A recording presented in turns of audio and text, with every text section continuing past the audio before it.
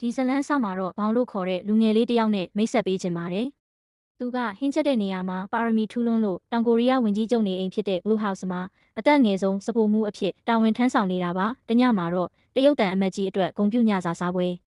ကျင်းပဖို့ဖြစ်လာပါတယ်။တန်အမတ်ကြီးကငါရိုးဆိုရင်အရန်ဆွဲလန်းကြီးပြီးကြောက်တတ်တဲ့သူဖြစ်လို့ဘောင်ကအယိုးတစားမှမပါတဲ့အရသာရှိလာတဲ့ငါးဟင်းကိုပြင်ဆင်ဖို့တာဝန်ပေးခံရပါတယ်။ဘောင်လည်းစိတ်နှစ်ပြီးချက်ချင်းပဲအာသွန်ခွန်ဆိုင်ပြင်ဆင်ပါတော့တယ်။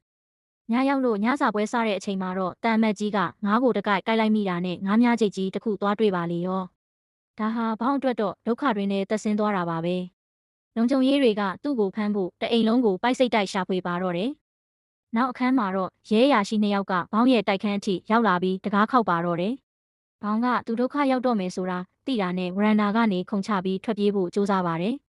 ရဲတွေကလည်းအတင်းလိုက်ဖမ်းတဲ့အချိန်မှာပဲဘောင်ဟာကန်ဆိုးစွာနဲ့အောက်ကရေကူးကန်ထဲကိုပြုတ်ကျသွားပြီးကန်ကျန်းပြင်းတဲ့ခေါင်းနဲ့စောင့်မိသွားပါတယ်။အဲ့ဒီအချိန်မှာသူဟာရေထဲကိုတစိမ့်စိမ့်နစ်ဆင်းသွားရင်းနဲ့အမျိုးသမီးတစ်ယောက်ကသူ့စီကူးခတ်လာပြီးသူ့နှုတ်ခမ်းကိုနမ်းလိုက်ပါတော့တယ်